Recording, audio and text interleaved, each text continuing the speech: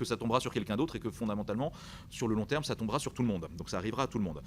Donc on est sur une marée haute de menaces, mais une marée qui continue à monter, dont on ne sait pas quel est le sommet. La volumétrie s'accroît d'année en année. Nous avons traité en 2025, pour fixer les idées, 1366 incidents. Ça veut dire 4 incidents par jour en moyenne, 7 jours sur 7, 24 heures sur 24. Et avec, en perspective récente, une augmentation de volumétrie de 60%. Par rapport à 2022, on a en 3 ans cru de 60% en volumétrie d'incidents traités par l'ANSSI, sachant que l'ANSSI ne traite évidemment pas tous les incidents. Nous n'intervenons que dans les cas les plus graves et quand on nous demande notre aide.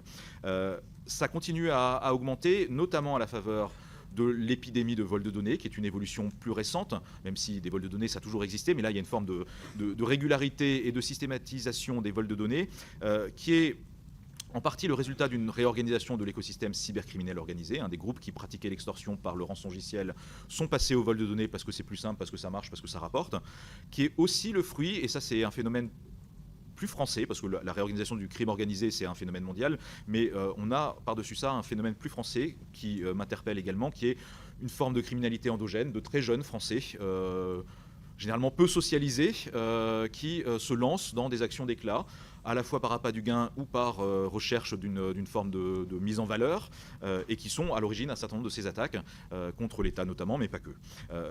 Ces vols de données, je le dis en passant, accroissent encore l'asymétrie fondamentale des cyberattaques. Ça a toujours demandé beaucoup plus de travail de répondre à une cyberattaque que de la mener. Les attaquants ont moins de travail que les défenseurs dans les vols de données, à ce défi fondamental, avec des priorités claires, avec un enjeu de résilience à l'échelle de l'ensemble de la nation pour être capable d'encaisser ces vagues à venir de cyberattaques, nourries par l'IA, nourries par l'ordinateur quantique, nourries par le contexte géopolitique. Dans tout ça, c'est une mobilisation extrêmement forte de l'État, mais pas que. La stratégie pose le constat que l'État seul n'y arrivera pas et qu'il faut mobiliser l'ensemble de la société et de ses forces vives, avec un axe majeur qui reste la prévention. La meilleure défense en cybersécurité, ça reste la défense. C'est contre-intuitif, mais sans prévention efficace, les contre-attaques, le volet offensif ne sert pas à grand-chose. Cette prévention, elle concerne en premier lieu l'État. Évidemment, l'État a une obligation de faire mieux, qui a été mise en évidence par les vols de données successifs de ces derniers mois. Faire mieux pour préserver nos missions les plus critiques dans un contexte d'accroissement de la menace. Faire mieux pour rétablir quelque part le contrat social implicite qui fait que quand on confie des données à un tiers, et en particulier à l'État, on s'attend à ce qu'elles soient protégées. Et donc il y a à l'évidence une marge de progression en la matière. Ça passe par deux choses. Ça passe par une feuille de route qui a été rendue publique pour la première fois, qui fixe les priorités des ministères avec des bonnes pratiques. Le parallèle avec l'épidémiologie se fait assez naturellement. C'est pas éviter les maladies dans l'absolu, c'est pas éviter les cyberattaques dans l'absolu, il s'en produira toujours. C'est éviter les épidémies galopantes, c'est éviter la propagation qui pourrait menacer des pans entiers de notre économie, limiter les impacts, limiter la vulnérabilité de nos entreprises, de nos collectivités, de nos administrations. Ça passe par de la formation, de la sensibilisation, de l'entraînement à grande échelle. Ça passe par une extension du cadre réglementaire, notamment à travers la transposition d'une directive Nice 2 qui est un peu suspendue au calendrier parlementaire, qui ne demande qu'à être inscrite pour son examen en séance publique à l'Assemblée nationale. Cette directive, elle est essentielle. C'est pour ça que la France en a été l'un des principaux sponsors en 2022 quand elle a été élaborée au niveau européen. Elle vise à fixer les règles pour à peu près 20 000 entités, y compris entreprises de taille intermédiaire ou moyenne en France, règles de sécurité de base. Elle vise aussi, et c'est un enjeu essentiel, à donner à l'ANSSI l'autorité qui lui fait cruellement défaut aujourd'hui. Aujourd'hui, nous sommes une agence qui préconise, qui conseille, qui accompagne, mais qui n'a le pouvoir d'imposer que dans des cas très restreints. Un travail étroit aussi avec les médias que nous avons associés dans ces travaux-là. Donc voilà, ça prototype un peu ce qui pourrait être notre réponse coordonnée face à ce genre de choses, et ça démontre qu'on peut y arriver. Alors évidemment, avec la facilité d'une unité de temps et de lieu des Jeux Olympiques et d'un alignement parfait de tout le monde, mais on peut y arriver. Le même constat se pose un petit peu sur les élections présidentielles, sur lesquelles il faut évidemment s'attendre à un continuum de menaces, cyber et manipulation de l'information et autres. Le volet cyber n'est pas nouveau pour nous. Ça fait 10 ans au moins que nous nous structurons et nous nous mobilisons à chaque scrutin électoral pour protéger ces élections.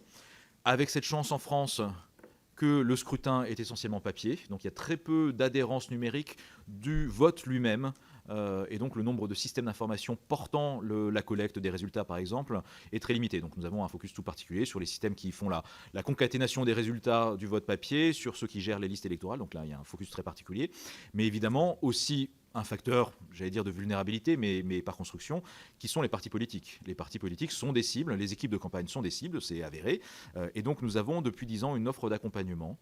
Parce que, émanation de l'exécutif, l'ANSSI ne peut rien imposer, évidemment, et nous marchons sur des œufs dans nos interactions avec les partis politiques, mais nous avons une offre de services transpartisane, nous faisons une action de sensibilisation avant chaque scrutin, et nous nous tenons à la disposition de tout parti politique, et sans rentrer dans les détails, nous avons été amenés, à travers les années, à accompagner des partis politiques de tous bords, qui ont fait face à des cyberattaques, en phase électorale ou non. Et nous tenons évidemment à informer le juge de l'élection, le Conseil constitutionnel en l'occurrence, de tout événement qui aurait un impact sur la sincérité du scrutin.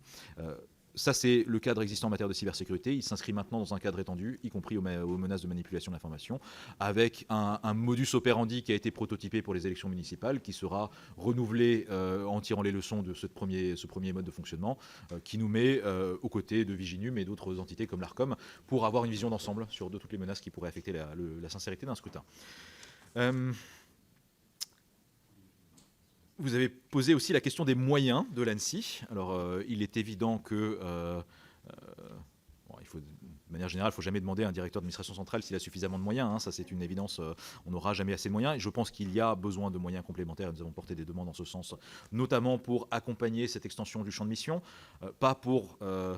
L'ANSSI va passer, une fois que NIS 2 sera transposé, de 500 acteurs régulés aujourd'hui, OIV, opérateurs d'importance vitale et opérateurs de services essentiels de NIS 1, à 20 000. Le but n'est pas de multiplier par 40 les moyens de l'ANSSI. Donc il faut trouver des nouvelles logiques d'action, d'utiliser ce levier réglementaire et de contrôle pour passer à l'échelle. Mais évidemment, ça nécessitera sans doute soit des réaffectations de moyens, soit des compléments de moyens, tout comme nous avons une logique de pilotage très fine de nos moyens pour investir le champ de l'IA sans pour autant désinvestir totalement les autres domaines d'expertise qui n'en perdent pas pour autant leur utilité.